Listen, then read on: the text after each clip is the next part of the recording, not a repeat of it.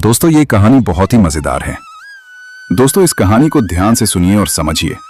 लेकिन आगे बढ़ने से पहले आपको बता दें कि पुरानी कथाओं में कहा गया है कि अगर कथा या सीख बीच में छोड़ दी जाए तो वो पाप की श्रेणी में आती है। इसलिए आपसे निवेदन है कि इसे अंत तक पूरा सुने। और अगर आप सनातनी हैं तो कमेंट में जय भोलेनाथ जरूर लिखें और वीडियो को लाइक करके चैनल को सब्सक्राइब कर लें। चलिए शुरू करते हैं आज की कहानी। बात बहुत ही पुरानी है, जब पुरान नगर नाम के एक गांव में दो भाई रहते थे। दोनों भाइयों में बहुत ही प्यार था। बड़ा भाई, जिसका नाम ईशान था, गांव में किसी भी प्रकार का कोई लड़ाई झगड़ा या वाद विवाद हो जाता तो लोग बिना किसी संकोच के आधी रात के समय भी उसे आवाज लगाकर जगा देते थे। और वो अपनी समझदारी और सूझबूझ से सभी समस्याओं को दूर करता था। किसी की सहायता करने में वो कभी पीछे नहीं रहा। यहां तक कि अगर कोई खाना खाते हुए भी उसको बुलाने के लिए आ जाता तो वो खाना बीच में ही छोड़कर उसकी सहायता के लिए चल देता, मानो वो लोगों की सहायता करने के लिए ही इस दुनिया में आया हो। उसका छोटा भाई, जिसका नाम ईशान था, वो बहुत ही कर्मठ, जिम्मेदार और होशियार युवक था। वो अपने बड़े भाई का बहुत ही सम्मान करता था। उनके माता पिता की मृत्यु काफी समय पहले हो चुकी थी। दोनों भाई अभी कुंवारे ही थे। ऐसा नहीं था कि उनके लिए लड़कियों की कोई कमी थी, लेकिन छोटा भाई चाहता था कि पहले बड़े भाई की शादी हो जाए और बड़ा भाई चाहता था कि पहले छोटे भाई का घर बस जाए। बस इसी तरह से दोनों का जीवन बीत रहा था। छोटा भाई ईशान, जो कि स्वभाव से बहुत ही तेज तर्रार और होशियार व्यक्ति था, वो हमेशा नई नई बातें जानने का शौकीन था। किसी भी नए विषय के बारे में जानने के लिए उसका मन सदा ही उत्साहित रहता। बिना किसी काम के वो एक जगह खाली नहीं बैठ सकता था और ना ही कहीं ठहर सकता था। वो एक पल के लिए भी निठल्ला नहीं बैठ सकता था। हमेशा किसी न किसी काम में लगा रहता। एक दिन सुबह के समय वो अपने खेतों में काम कर रहा था कि सामने से उसे एक औरत आती हुई दिखाई दी। जब वो छोटे भाई के पास से गुजरी तो वो उसे पहचान न पाया। उसने देखा कि एक अजनबी औरत, जिसे उसने पहले कभी गांव में नहीं देखा। प्रसन्नजीत ने पूछा, अरे प्यारी, तुम कौन हो? आगे कहां जा रही हो? किसी अनजान नौजवान के पुकारने पर वो औरत बिना किसी हिचक के कहने लगी, मैं ब्रह्मा हूं। नए बच्चे जन्मों के लेख लिखने के लिए सामने वाले गांव में जा रही हूं। यह सुनकर ईशान आश्चर्यचकित रह गया। उसे तो आज प्रत्यक्ष विधि के दर्शन हो गए थे। ईशान ने विधि से पूछा, मनुष्यों के भाग्य लिखने वाली विधि, क्या तुम वही हो? वो मुस्कुराकर कहने लगी, हां ईशान, मैं वही हूं। तब ईशान बोला, तो फिर मेरे भाग्य में क्या लिखा है, यह भी तो बता दो।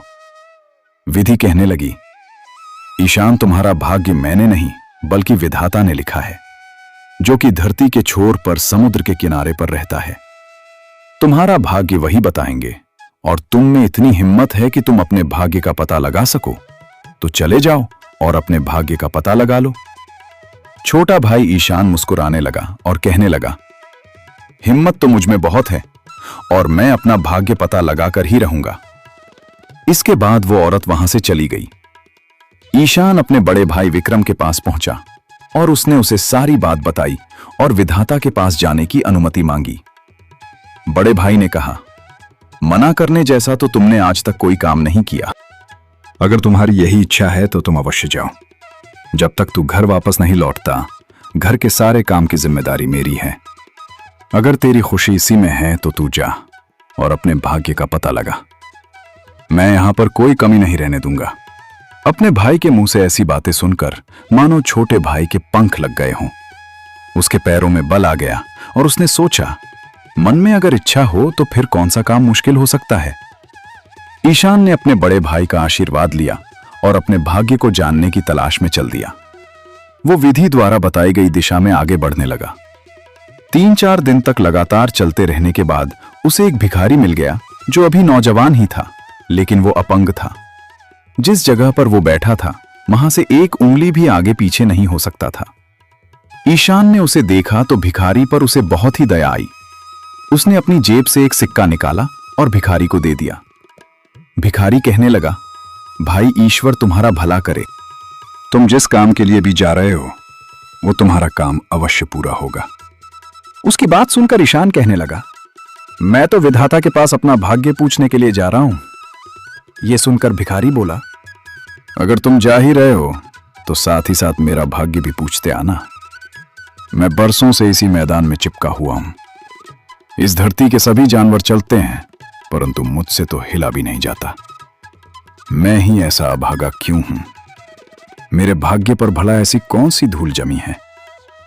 इसे एक जगह पर बैठे बैठे मैं परेशान हो गया हूं। विधाता से पूछना कि मेरे साथ ऐसा क्यों है और मैं ऐसा क्या करूं जिससे कि मैं चल फिर सकूं।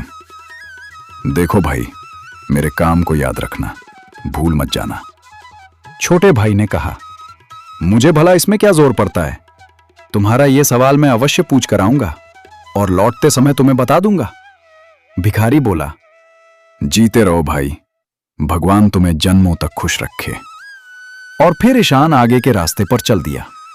उसे भूख लगती तो अपने साथ लाया हुआ भोजन खा लेता, प्यास लगती तो नदी से पानी पी लेता, थक जाता तो कुछ देर पेड़ के नीचे बैठकर आराम कर लेता।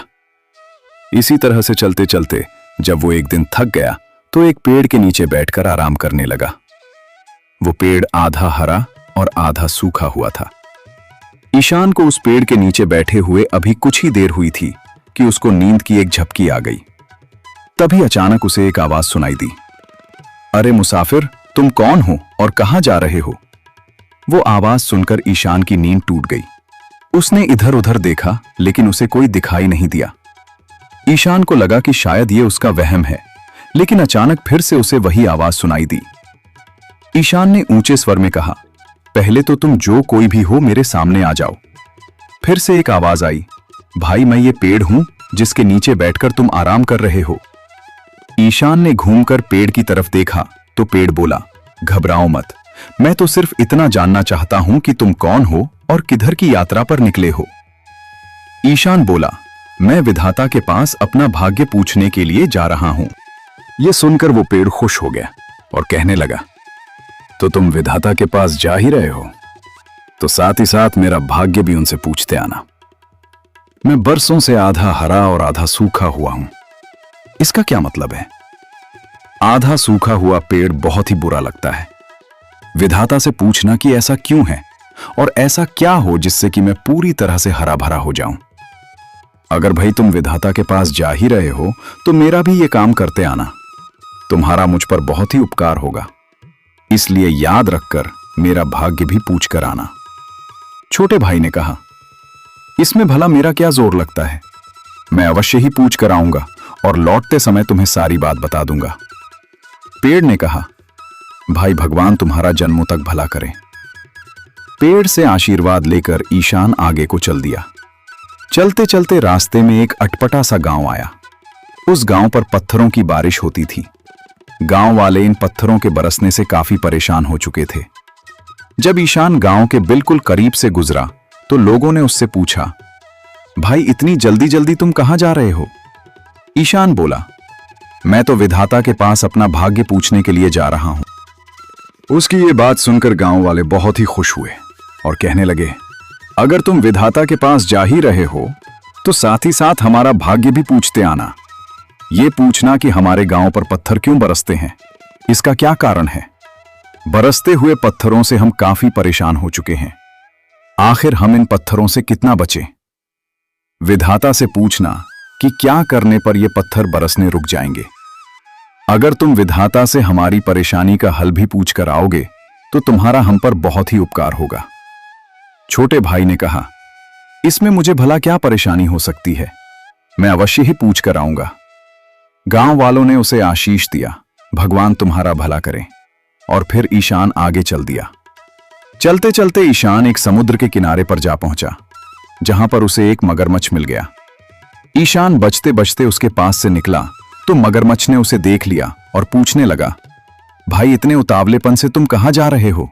आगे तो गहरा समुद्र है। ईशान बोला, भाई मगरमच्छ आया तो मैं यहीं पर हूं, विधाता से अपना भाग्य पूछने के लिए जा रहा हूं। उसकी बात सुनकर मगरमच्छ बहुत ही खुश हुआ और कहने लगा, अगर ऐसी बात है तो लगे हाथ विधाता से मेरा भाग्य भी पूछ लेना। मैं वर्षों से इसी जगह पर पड़ा हुआ हूं।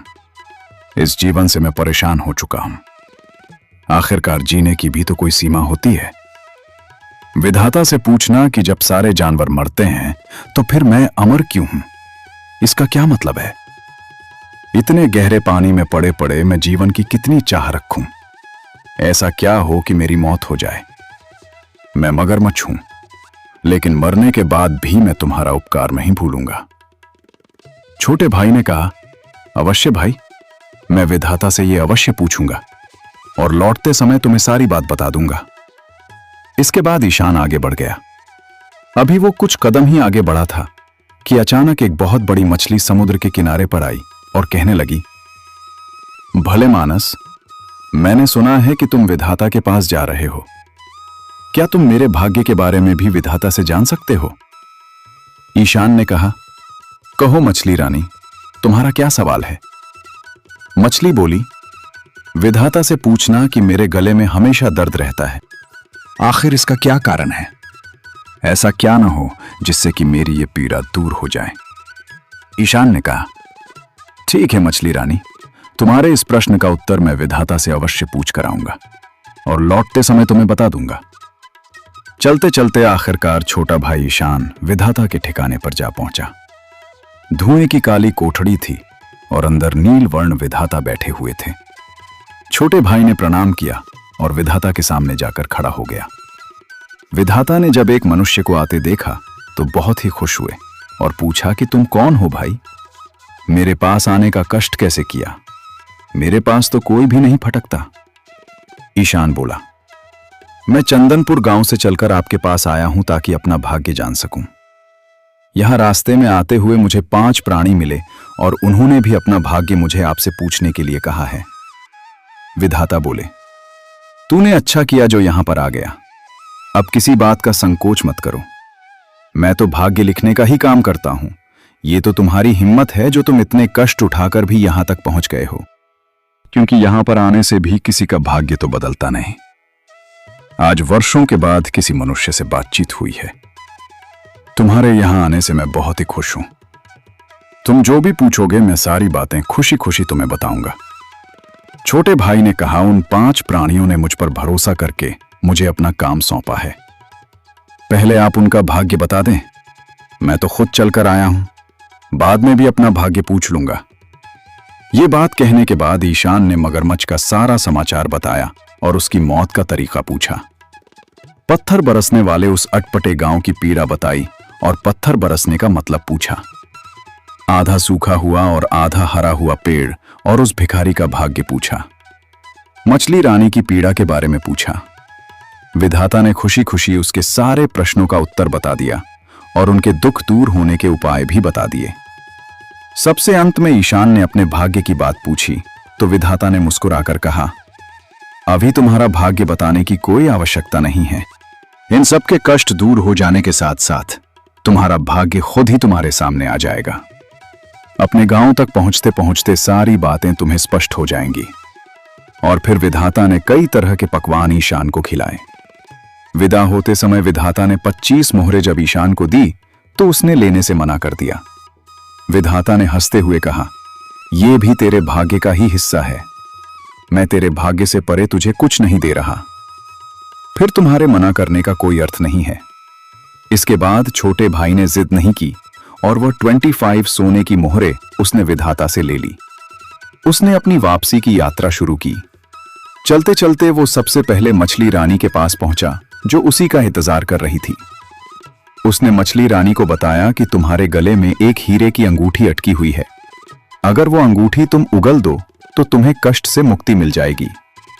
ये सुनते ही मछली ने जोर लगाया और अपने गले में अटकी हुई उस हीरे की अंगूठी को बाहर निकाल दिया। वो कहने लगी, सचमुच मेरे गले का कष्ट दूर हो गया। इन सब के कष्ट दूर हो जाने के साथ साथ तुम्हारा भाग्य खुद ही तुम्हारे सामने आ जाएगा। अपने गांव तक पहुंचते पहुंचते सारी बातें तुम्हें स्पष्ट हो जाएंगी। और फिर विधाता ने कई तरह के पकवान ईशान को खिलाए। विदा होते समय विधाता ने 25 मोहरें जब ईशान को दी तो उसने लेने से मना कर दिया। विधाता ने हंसते हुए कहा, यह भी तेरे भाग्य का ही हिस्सा है। मैं तेरे भाग्य से परे तुझे कुछ नहीं दे रहा। फिर तुम्हारे मना करने का कोई अर्थ नहीं है। इसके बाद छोटे भाई ने जिद नहीं की और वह 25 सोने की मोहरें उसने विधाता से ले ली। उसने अपनी वापसी की यात्रा शुरू की। चलते चलते वो सबसे पहले मछली रानी के पास पहुंचा, जो उसी का इंतजार कर रही थी। उसने मछली रानी को बताया कि तुम्हारे गले में एक हीरे की अंगूठी अटकी हुई है। अगर वो अंगूठी तुम उगल दो तो तुम्हें कष्ट से मुक्ति मिल जाएगी। ये सुनते ही मछली ने जोर लगाया और अपने गले में अटकी हुई उस हीरे की अंगूठी को बाहर निकाल दिया। वो कहने लगी, सचमुच मेरे गले का कष्ट दूर हो गया। अब इस बेशकीमती अंगूठी को तुम अपने पास ही रखो। ये भला मेरे किस काम की? मेरे लिए तो ये कष्ट का कारण था। ईशान ने बड़ी ही खुशी से वो अंगूठी अपने पास रख ली और मछली को धन्यवाद देकर वो आगे बढ़ चला। जहां पर मगरमच्छ मुंह उठाए हुए उसी के इंतजार में बैठा था। ईशान ने उसे आवाज दी। उसकी आवाज सुनते ही मगरमच्छ उसकी तरफ टुकुर टुकुर देखने लगा। और तब छोटे भाई ने मगरमच्छ को कहा कि अगर तुम मनुष्यों को खाना छोड़ दो तब तुम्हारी मौत हो जाएगी। यह सुनकर मगरमच्छ कहने लगा, यह तो बहुत ही आसान काम है। मैं इसी पल तुम्हारे सामने ये प्रतिज्ञा करता हूं कि मैं कभी किसी मनुष्य को नहीं खाऊंगा, जिसका सबसे बड़ा प्रमाण यह है कि तुम यहां से जीवित वापस जाओगे।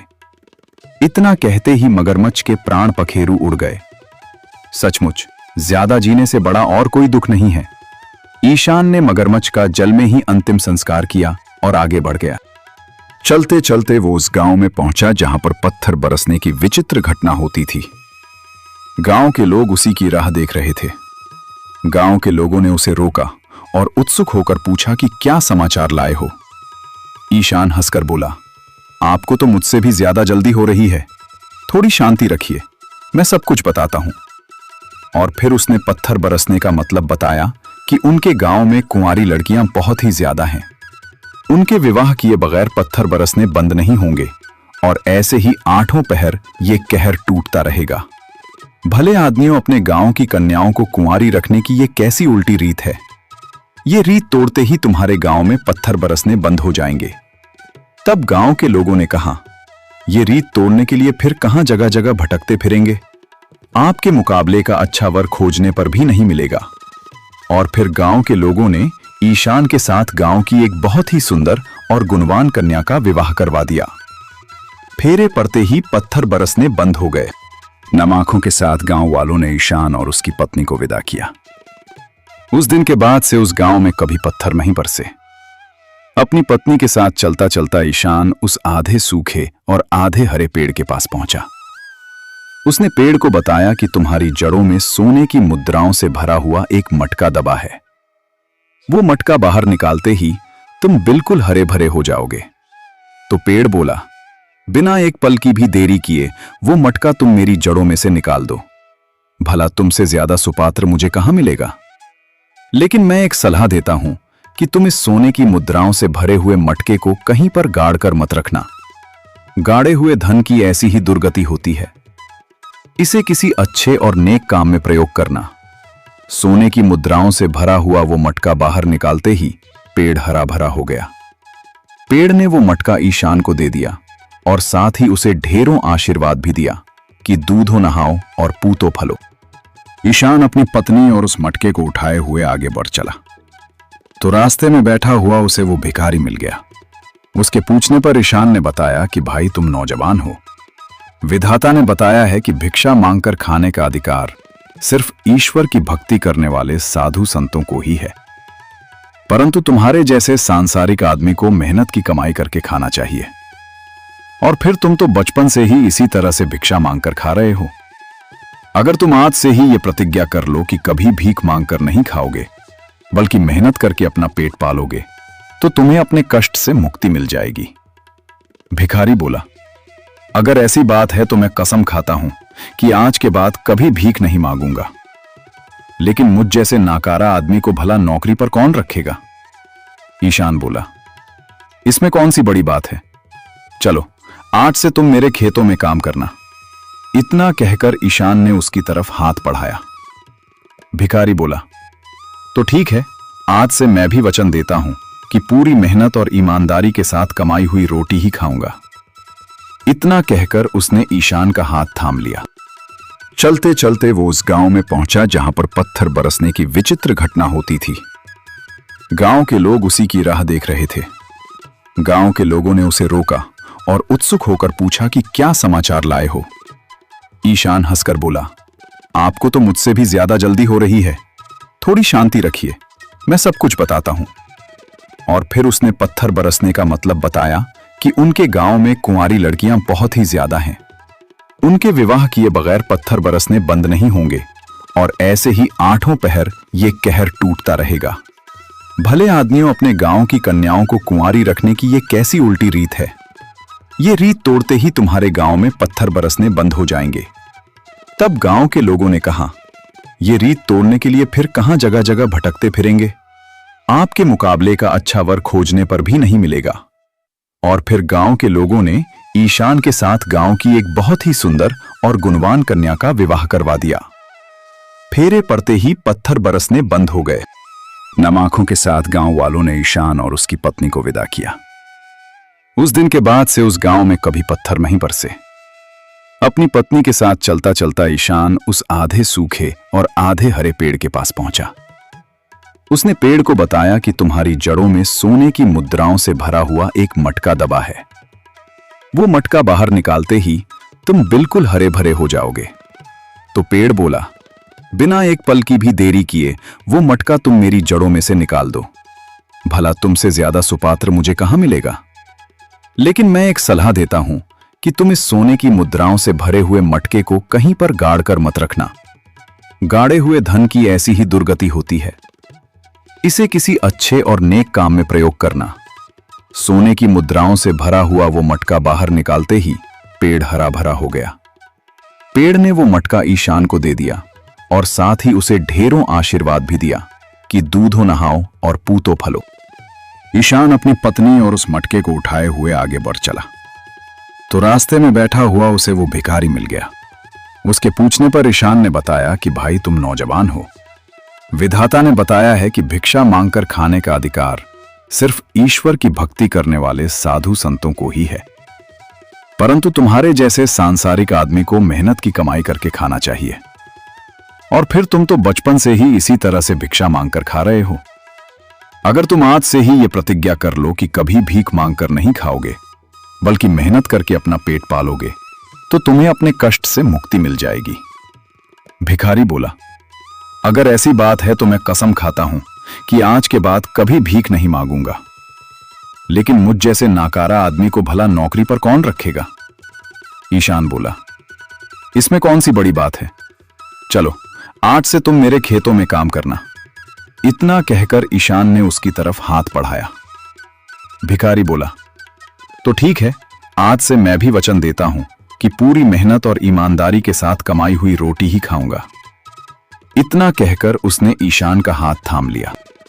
ईशान का स्पर्श पाते ही जैसे उसके शरीर में एक ऊर्जा का संचार हुआ और वो उठकर खड़ा हो गया और उसने ईशान के पैर पकड़ लिए और बोला, आज से आप ही मेरे मालिक हैं और आप ही मेरे अन्नदाता हैं। ईशान ने उसे उठाया और कहा, नहीं भाई, करने वाला तो वो परमात्मा है। अब तुम मेरे साथ चलो और एक नया जीवन शुरू करो।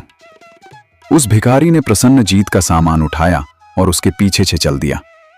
ईशान अपनी पत्नी और अपने नौकर के साथ जब अपने गांव में पहुंचा तो गांव वालों ने जब उसके साथ एक नई नवेली दुल्हन को देखा तो बहुत ही खुश हुए और उसका धूमधाम से स्वागत किया। इसके बाद ईशान सीधा अपने बड़े भाई के पास पहुंचा और उसे विस्तार से सारी बात बता दी। सारी सच्चाई जानने के बाद बड़ा भाई गर्व से कहने लगा, ये तो मेरा सौभाग्य है कि मुझे तुम्हारे जैसा छोटा भाई मिला है, जिसकी हिम्मत और होशियारी के बल पर आज हमारा घर खुशियों से भर गया। भगवान करे कि तुम्हारे जैसा समझदार छोटा भाई सबको मिले। और फिर बड़े भाई ने घर में आई हुई नई नवेली दुल्हन का स्वागत किया। अब वो भिखारी भी उनके घर में उनका सेवक बनकर उनकी सेवा करने लगा। दोनों बड़े भाइयों के पास अब मछली की दी हुई अनमोल अंगूठी के साथ साथ सोने की मोहरों से भरा हुआ एक घड़ा भी था। इतना धन उनका पूरा जीवन बिताने के लिए पर्याप्त था। लेकिन दोनों भाइयों ने उस धन का इस्तेमाल अपने गांव की भलाई करने के लिए किया। गांव में पानी के लिए कुएं खुदवाए, सिंचाई के लिए नहर बनवाई, अनाथ बच्चों की शिक्षा के लिए पाठशाला बनवाई गई। इस तरह से ईशान ने न सिर्फ अपना भाग्य बदला बल्कि अपने पूरे गांव का भाग्य भी बदल दिया। दोस्तों, मुझे पूरी उम्मीद है कि आपको ये कहानी पसंद आई होगी। तो वीडियो को लाइक कीजिए और साथ ही अपने अच्छे अच्छे कमेंट करना बिल्कुल मत भूलिएगा।